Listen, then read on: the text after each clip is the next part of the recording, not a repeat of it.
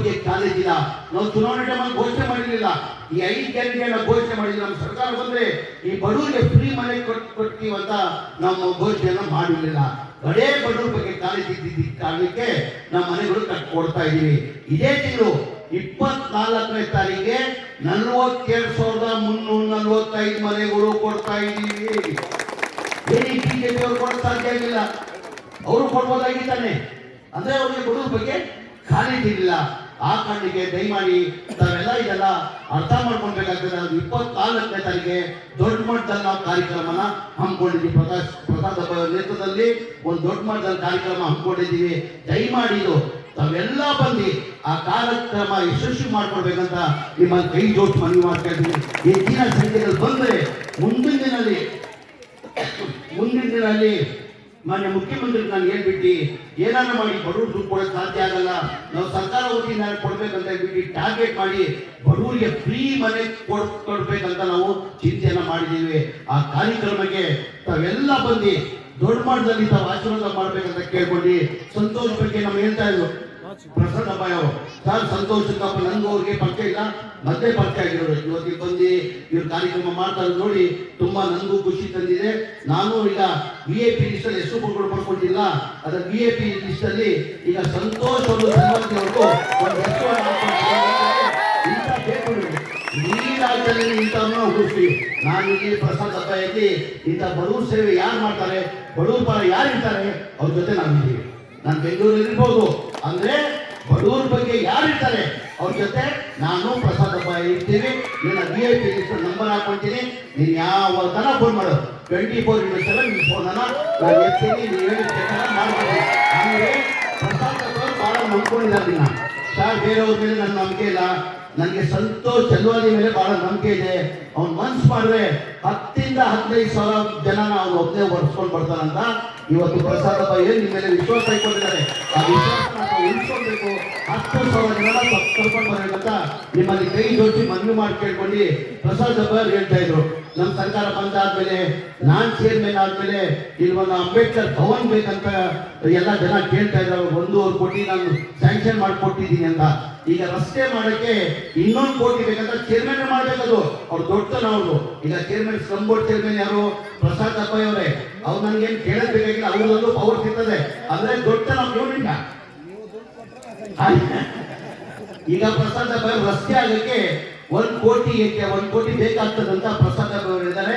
ಈ Azad Nagar slum board ಏರಿಕೆ ಈ ರಸ್ತೆಗಳು ಮಾಡಕ್ಕೆ 1 ಕೋಟಿ ಇಲ್ಲ. 24ನೇ ತಾರೀಕು ಮೇಲೆ ಹೋಗಿ 1ನೇ ತಾರೀಕಿಂದ 5ನೇ ತಾರೀಕು ಒಳಗಡೆ 2 ಕೋಟಿ ರೂಪಾಯಿನ ಕೊಡ್ತೀವಿ.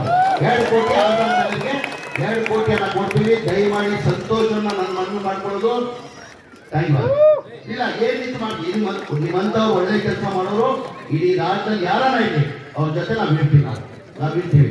ಅದು ಹೇಳ್ತಾ ನಿಮ್ಗೆಲ್ಲರ ಕೈ ಜೋಡಿಸಿ ಮನವಿ ಮಾಡ್ಕೊಂಡು ದಯಮಾಡಿ ಆ ಕಾರ್ಯಕ್ರಮಕ್ಕೆ, ನಮ್ಮ ಕಾರ್ಯಕ್ರಮ ಇದು ಬಡವ್ರ ಕಾರ್ಯಕ್ರಮಕ್ಕೆ ತಾವೆಲ್ಲ ಒಂದಾಗಿ ಹೆಚ್ಚಿನ ಸಂಖ್ಯೆಯಲ್ಲಿ ಬಂದು ತಾವು ಆಶೀರ್ವಾದ ಮಾಡ್ಬೇಕಂತ ಹೇಳ್ತಾ 24ನೇ ತಾರೀಕಿಗೆ 11 ಗಂಟೆಗೆ ಆ ಕಾರ್ಯಕ್ರಮ ಇರೋದಮ್ಮ.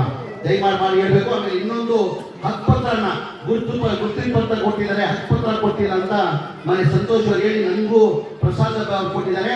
ಆ 300 ಜನಕ್ಕೆ ನಾನು ವ್ಯವಸ್ಥೆನ ಮಾಡ್ಕೊಂಡು 24ನೇ ತಾರೀಕಿಗೆ ಅದೇ ಕಾರ್ಯಕ್ರಮದಲ್ಲಿ ಆ 300 ಜನರು ಹಕ್ಕುಪತ್ರನ ಆಜಾದ್ ನಗರದ್ದು ಕೊಡ್ತೀವಿ. ರಾಮನಗರ ಅದು 300 ಜನ ಹಕ್ಕುಪತ್ರ ಕೊಡ್ಬೇಕಂತ ಕೇಳಿದ್ದೀರಾ? ಆ 300 ಹಕ್ಕುಪತ್ರ ಬೆಳಗ್ಗೆನೆ ಈಗಲೇ ಹೋಗ್ಬಿಟ್ಟು ನಾವು ಸೂಚನೆ ಕೊಟ್ಟು ಅಧಿಕಾರಿಗಳಿಗೆ ರೆಡಿ ಮಾಡಿಸ್ಕೊಂಡು ಆ 24ನೇ ಕಾರ್ಯಕ್ರಮಕ್ಕೆ ಅಲ್ಲೇ ನಿಮಗೆ ಹಕ್ಕುಪತ್ರವನ್ನ ಕೊಡ್ತಾ ಇದ್ದೀವಿ. 300 ಹಕ್ಕುಪತ್ರಗಳನ್ನು ನಾವು ಕೊಡ್ತಾ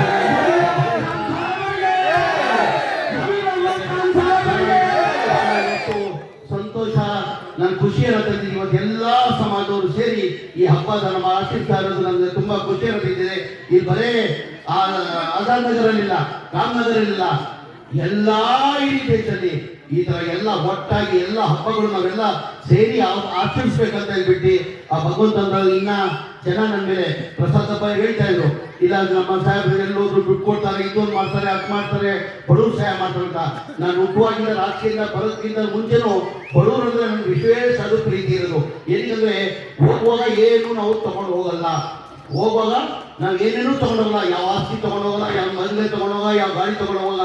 ಹೋಗುವಾಗ 4 ಜನ ಸತ್ತಾದ್ಮೇಲೆ 4 ಜನ ಕಣ್ಣಲ್ಲಿ ಆಗ್ತಾರೆ ನೋಡಿ, ಒಳ್ಳೆ ವ್ಯಕ್ತಿ ಇದ್ದಾರೆ, ಇವ್ರು ಸತ್ತೋಗ್ಬಿಟ್ಟಿದಾರಂತೆಲ್ಲ, ಅದೇ ನಮ್ಮ ಆಸ್ತಿ, ಅದೇ ನಮ್ಮ ಆಸ್ತಿ. ಇವೆಲ್ಲ ಯುವಕರು ಸ್ನೇಹಿತರು ನಾನು ಮನವಿ ಮಾಡ್ತೀನಿ, ದಯಮಾಡಿ 4 ಜನ ಬಡವರು ನೀವು ಸಹಾಯ ಮಾಡಿದ್ರೆ ನಿಮ್ಮ ಕುಟುಂಬಕ್ಕೂ ಒಳ್ಳೇದಾಗ್ತದೆ, ನಿಮಗೂ ಒಳ್ಳೇದಾಗ್ತದೆ. ದಯಮಾಡಿ ಎಲ್ಲ ಸೇರಿ ಬಡವರು ನಾವೆಲ್ಲ ಸಹಾಯ ಮಾಡಬೇಕು, ನಮ್ಮ ಕರ್ತವ್ಯ, ನಮ್ಮ ಧರ್ಮ ಅಂತ ಹೇಳಿ ಇನ್ನೊಂದು ಬಾರಿ ಸಂತೋಷ್ ಅವರೇ, ಸಂತೋಷ್ ನಿನ್ ಜವಾಬ್ದಾರಿ 10,000 ಇಂದ ಕಡಿಮೆ ಇಲ್ಲ. ನಾನು ನಿಂತ್ಕೊಂಡು ನಿನ್ ಬಗ್ಗೆ ಸ್ಪೀಚ್ ಕೇಳಿಲ್ಲ. ಎಲ್ಲರೂ ಬರ್ತೀವಿ ಸಾಹೇಬ್ರ ಮಾತಿನ ತಗೊಂಡು ಎಲ್ಲರೂ ಹೋಗ್ರಿ. ಅದು ಪ್ರಸಾದ್ ರೂಮ್ ಅಲ್ಲೇ ಇಟ್ಬಿಟ್ರು ಸರ್, ಒಬ್ಬನೇ ಸರ್ 10 ಜಾಸ್ತಿ ಕರ್ಕೊಂಡ್ಬರ್ತಾನೆ, 100% ಕರ್ಕೊಂಡ್ಬರ್ತಾನೆ ಸಂತೋಷ್ ಬಗ್ಗೆ ಅಂತ.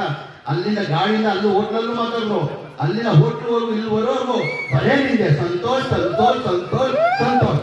ಹಾಗಾಗಿ ನಿನ್ನ ಮೇಲೆ ಬಹಳ ನಂಬಿಕೆ ಇದ್ದಾರೆ, ದಯಮಾಡಿ ನೀವು ಹೆಚ್ಚಿನ ಸಂಖ್ಯೆಯಲ್ಲಿ ಕರ್ಕೊಂಡು ಬರ್ಬೇಕಂತ. ಏನೇನು ಸಮಸ್ಯೆ ಇದೆ ಮುಂದಿನ ದಿನನೂ ಮುಂದೆ ನಾವು ಮಾಡ್ತೀವಿ. ಯಾವೇನಾರ ಹೇಳಿ 2028 ಕಾಂಗ್ರೆಸ್ ಸರ್ಕಾರನೇ ಬರೋದು. ಕಾಂಗ್ರೆಸ್ ಸರ್ಕಾರ ಬಂದ್ರೆ ಮಧ್ಯದಲ್ಲಿ ಆಗೋ ಚಾನ್ಸಸ್ ಇದೆ. 28 ನಮ್ಮ ಪ್ರಸಾದಪ್ಪ ಅವರು ಮಂತ್ರಿ ಆಗೋದು ಖಚಿತ.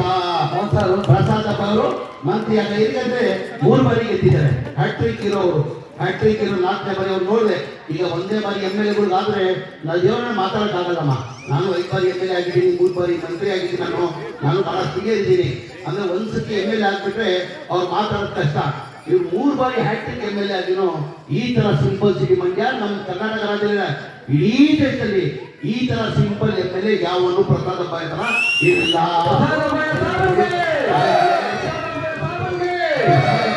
ಅಂತ ಹೇಳ್ತಿ. ಇನ್ನೊಂದು ಬಾರಿ ಸಂಕ್ರಾಂತಿ ಹಬ್ಬದ ಶುಭಾಶಯ ಕೋಳಿ. ಆ ಭಗವಂತಂತವ ಜನ ಏನ್ ನನ್ನ ಮೇಲೆ ಪ್ರೀತಿ ವಿಶ್ವಾಸ ಇಟ್ಕೊಂಡಿದ್ದಾರೆ, ಆ ಭಗವಂತಂತವ ಇವತ್ತು ಹೊಸ ವರ್ಷ. ನಮಗೆ ಜನವರಿ ಹೊಸ ವರ್ಷ ಇಲ್ಲ, ಸಂಕ್ರಾಂತಿ ಹಬ್ಬ 14ನೇ ತಾರೀಕು, ಇವತ್ತಿಂದ ಹೊಸ ವರ್ಷ ಶುರು ಆಗುತ್ತೆ ನಮಗೆ.